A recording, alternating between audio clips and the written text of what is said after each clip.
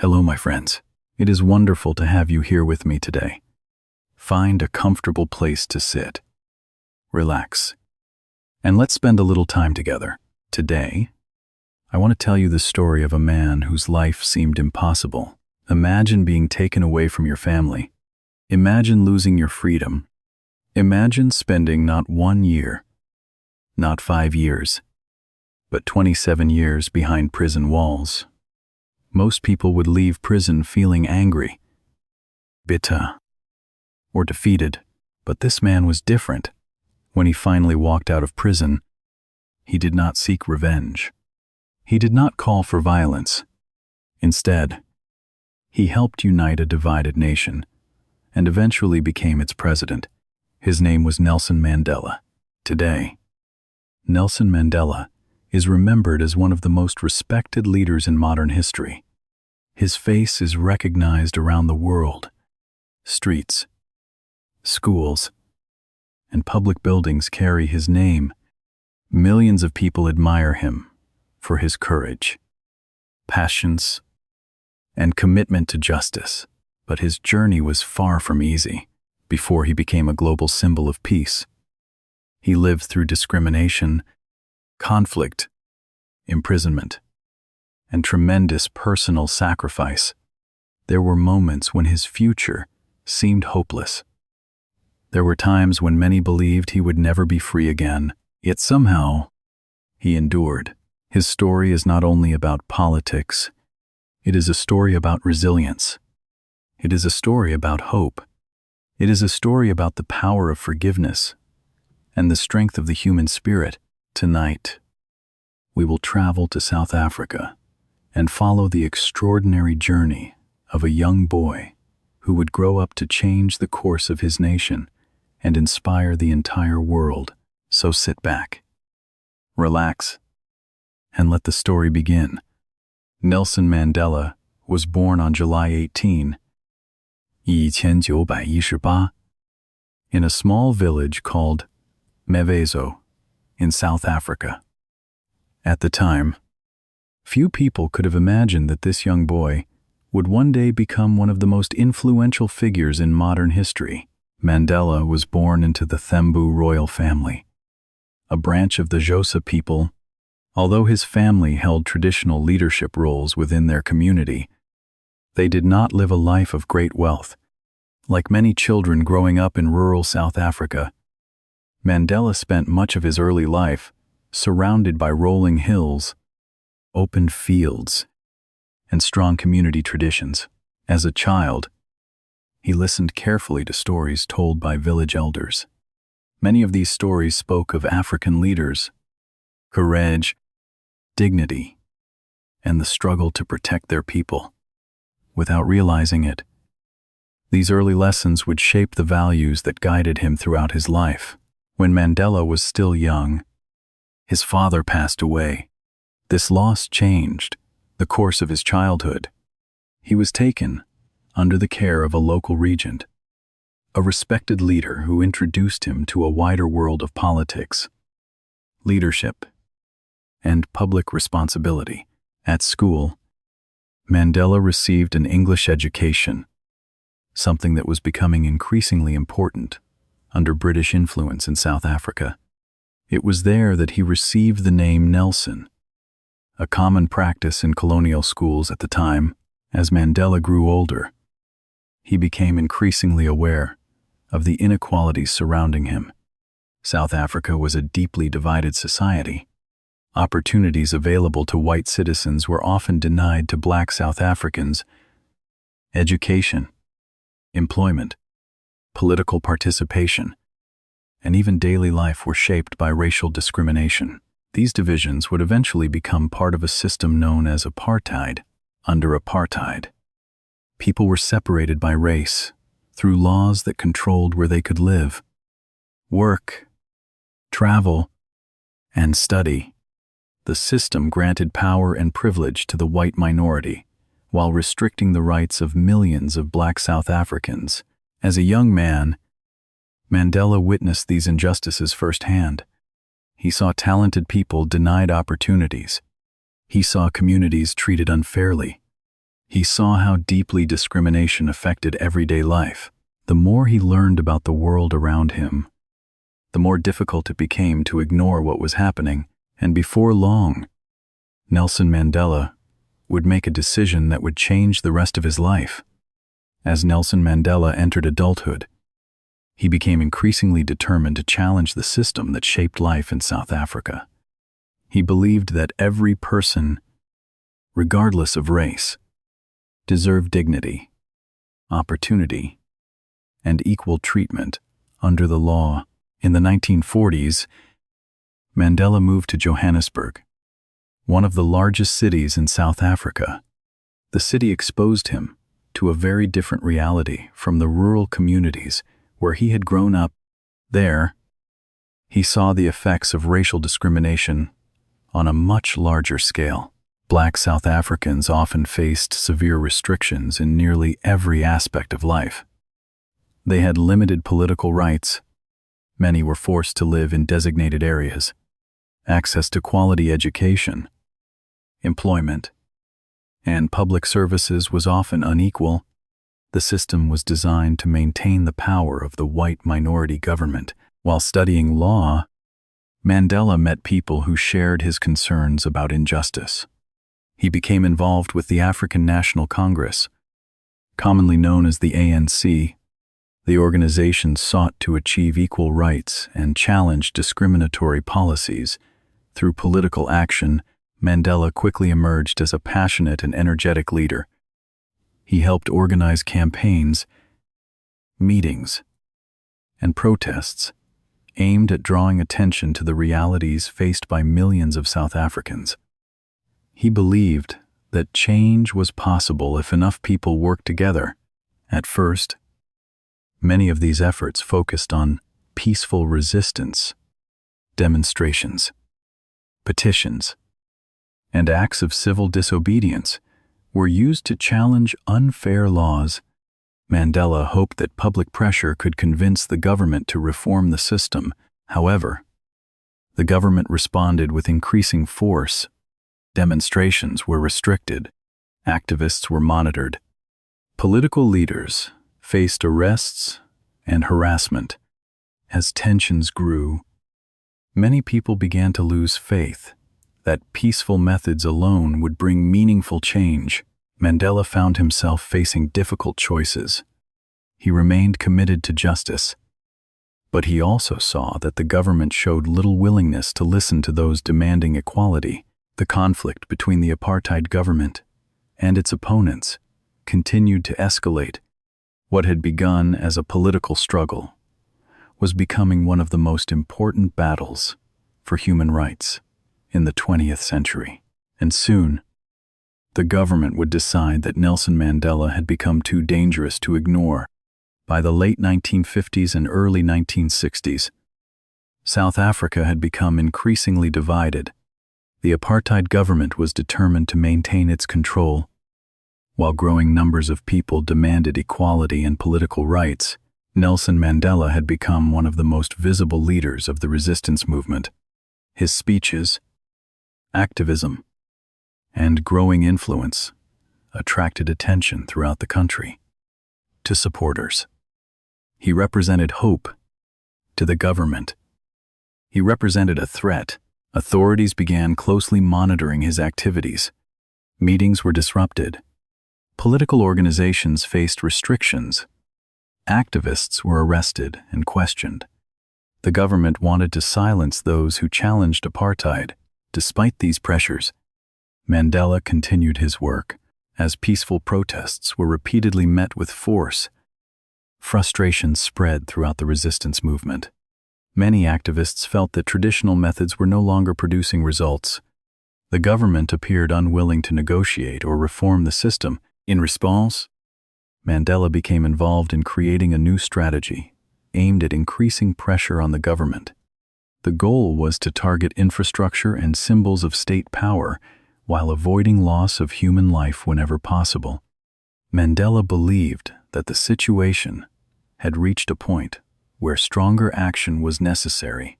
The government reacted swiftly. Security forces launched widespread operations against opposition groups. activists were arrested across the country.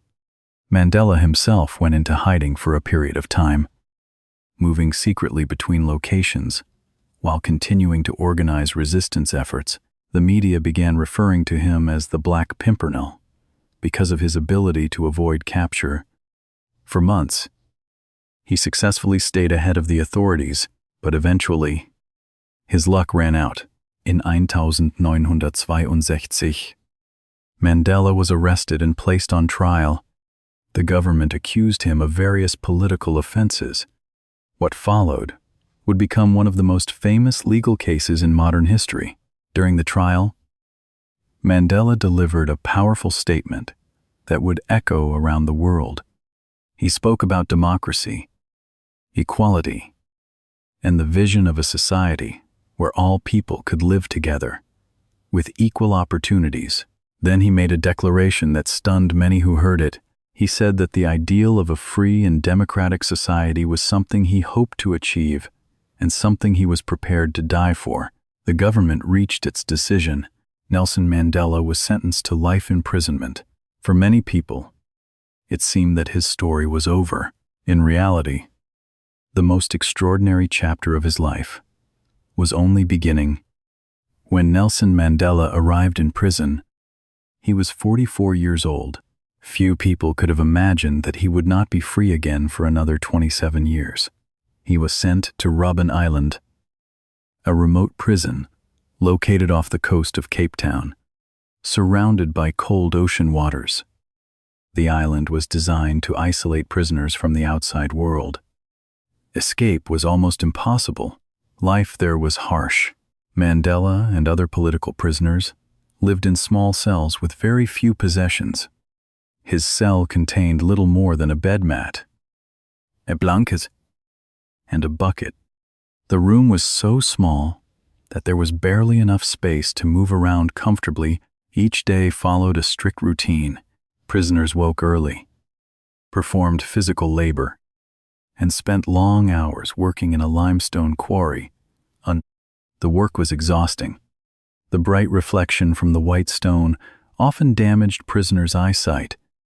Including Mandela's, communication with family members was extremely limited. Letters were heavily censored.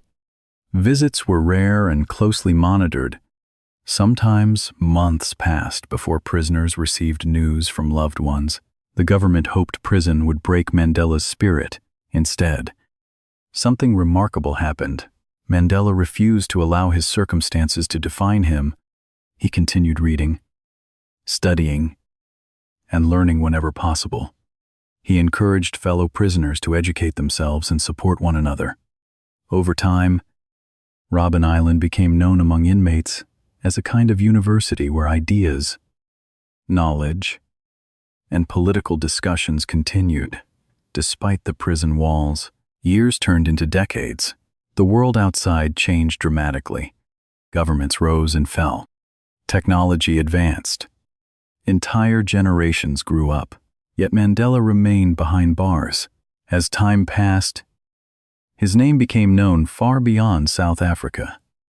Around the world, people began learning about the prisoner who had sacrificed his freedom in the struggle against apartheid. Activists, students, religious leaders, and politicians increasingly called for his release.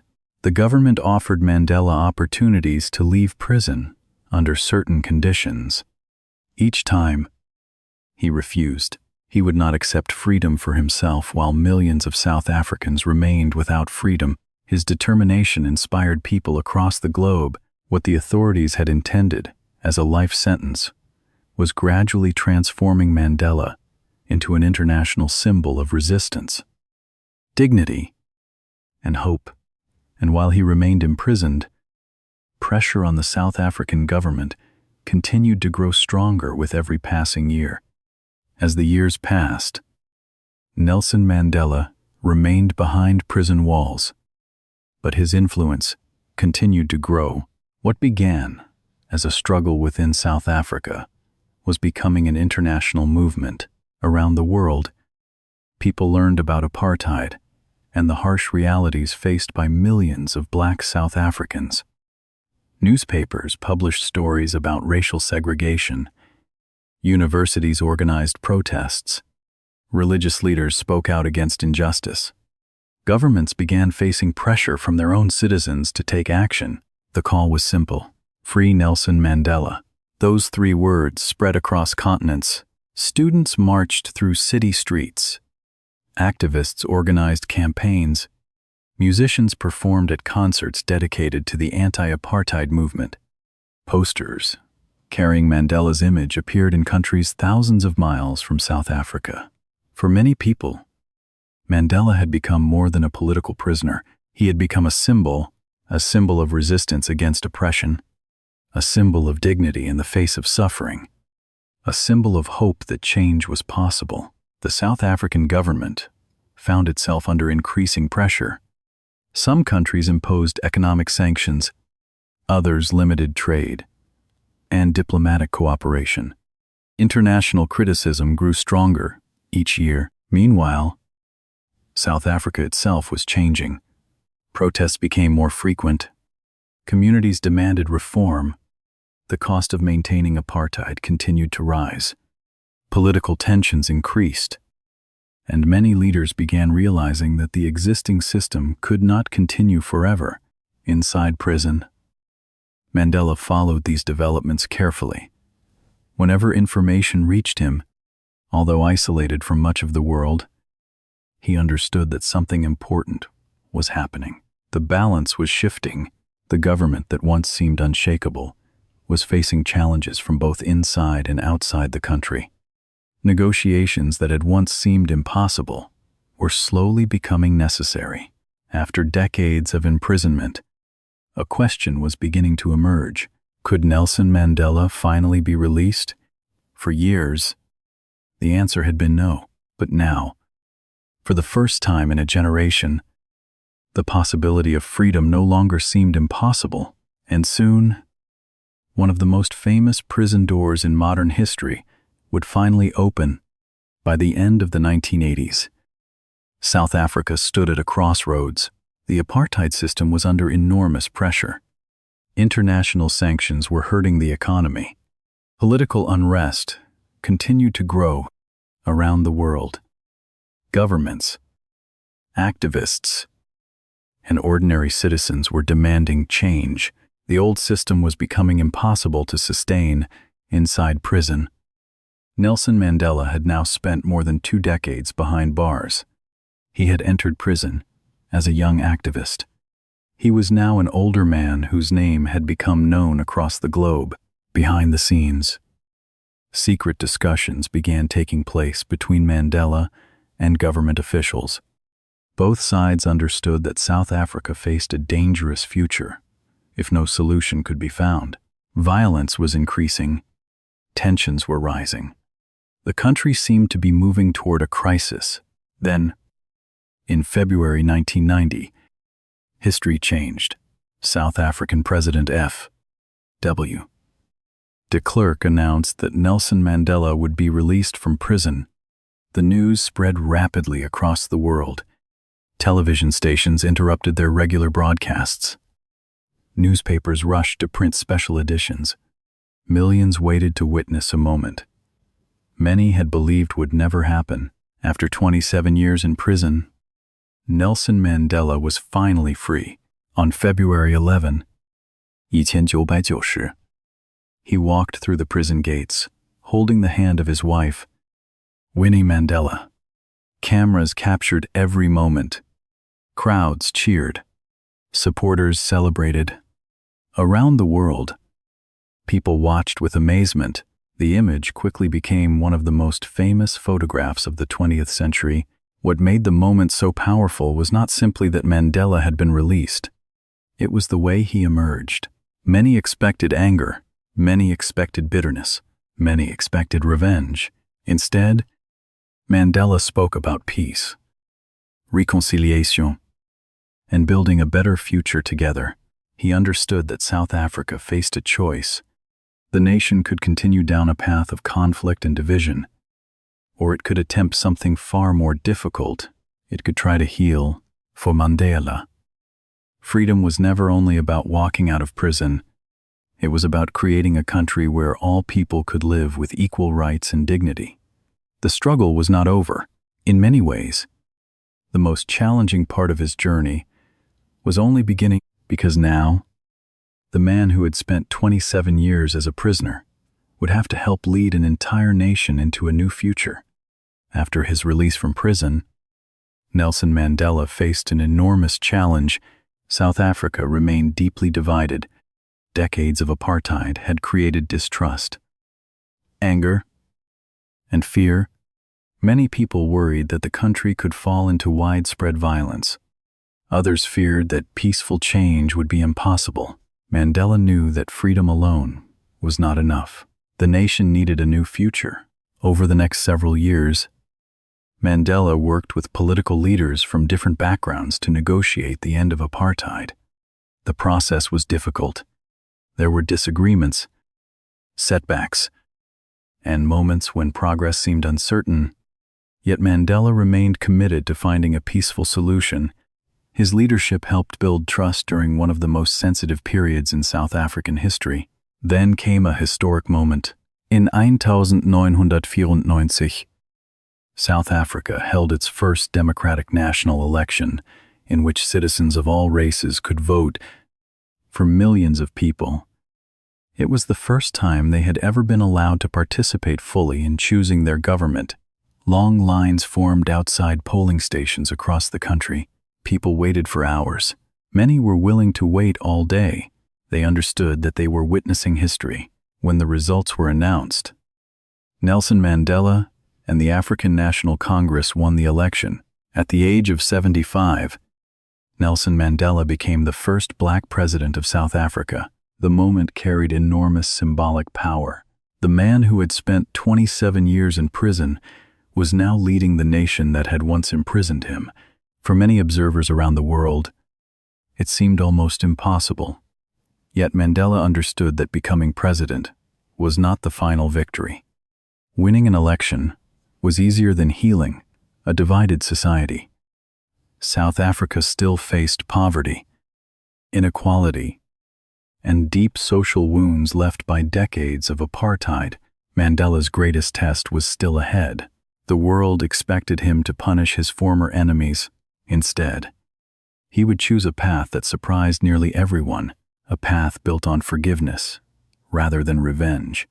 Many leaders throughout history have gained power. After years of struggle, few have faced a choice as difficult as Nelson Mandela's. After spending 27 years in prison, he had every reason to feel anger. He had lost precious years with his family. He had lived under harsh conditions. He had witnessed injustice on a scale few people could imagine. Many of his supporters expected revenge. Some believed that those who had enforced apartheid should suffer the same pain they had inflicted on others. But Mandela saw things differently. He understood that revenge might satisfy emotions in the short term, but it would not build a stable future. South Africa remained home to millions of people from different racial and cultural backgrounds. If the country descended into retaliation and violence, everyone would lose. Mandela often spoke about the importance of reconciliation. He believed that former enemies had to find a way to live together. This did not mean forgetting the past. It did not mean pretending that injustice had never happened. Instead, it meant acknowledging painful truths while choosing a different path forward. One of the most important steps was the creation of the Truth and Reconciliation Commission. The commission allowed victims to share their experiences and gave perpetrators an opportunity to confess their actions publicly. The goal was not simply punishment. The goal was healing. The process was imperfect and often emotional. Many stories were heartbreaking. Families finally learned what had happened to loved ones. Communities confronted painful memories that had been hidden for years. Yet the commission helped South Africa avoid the large-scale violence that many people had feared. Mandela also used symbolic gestures to promote unity. He reached out to groups that had once opposed him. He met with former political enemies. He encouraged South Africans to see themselves as part of one nation rather than separate communities divided by race. Perhaps the most famous example came during the 1995 Rugby World Cup. Rugby had long been associated with white South Africans, and many expected Mandela to distance himself from the sport. Instead, he publicly supported the national team. When South Africa won the tournament, Mandela appeared wearing the team's jersey and congratulated the players. The moment became a powerful symbol of national unity through actions like these. Mandela showed the world that leadership is not only about winning power, it is about choosing what to do with that power once it is in your hands. And because of that choice, Nelson Mandela's influence would extend far beyond South Africa. As Nelson Mandela's presidency came to an end, many people wondered how history would remember him. The answer became clear very quickly. Mandela was no longer viewed only as a South African leader. He had become a global symbol of courage, resilience, and human dignity. His story inspired people far beyond the borders of his own country. What made Mandela remarkable was not simply that he fought against injustice. Many people have done that. What made him extraordinary was the way he responded. After suffering injustice himself, he spent 27 years in prison. He lost some of the most important years of his life. He endured isolation, hardship, and uncertainty. Yet when freedom finally arrived, he chose reconciliation over revenge. That decision changed the course of South African history around the world. Mandela became a symbol of hope for people facing discrimination, oppression, and conflict. His speeches were studied. His leadership was admired. His example demonstrated that strength is not always measured through force. Sometimes, the greatest strength comes from patience, self-control, and forgiveness. In 1993, Mandela received the Nobel Peace Prize alongside F.W. de Klerk for their efforts to peacefully end apartheid and build a democratic South Africa. The award recognized not only a political achievement, but also a remarkable act of leadership during a period when violence could easily have consumed the nation. Even after leaving office, Mandela continued supporting humanitarian causes, education, healthcare, and social justice. He remained respected by leaders from every part of the world. When Nelson Mandela passed away on December 5, 2013, tributes came from across the globe. Presidents, prime ministers, religious leaders, and ordinary citizens all honored his memory. Millions reflected on the extraordinary journey of a man who had transformed both himself and his nation. Today, Mandela's legacy continues to endure. His story reminds us that difficult circumstances do not define our future. His life reminds us that courage often requires sacrifice, and perhaps most importantly, his example teaches us that forgiveness can sometimes achieve what anger never could. From a small village in South Africa to the world stage, Nelson Mandela's journey remains one of the most powerful stories of the modern era. A prisoner, Apartheid, a symbol of hope, and a man whose legacy continues to inspire generations around the world. Thank you for joining me on this journey through the life of Nelson Mandela. Until next time, take care of yourself, keep learning, and never underestimate the power of courage, compassion, and hope.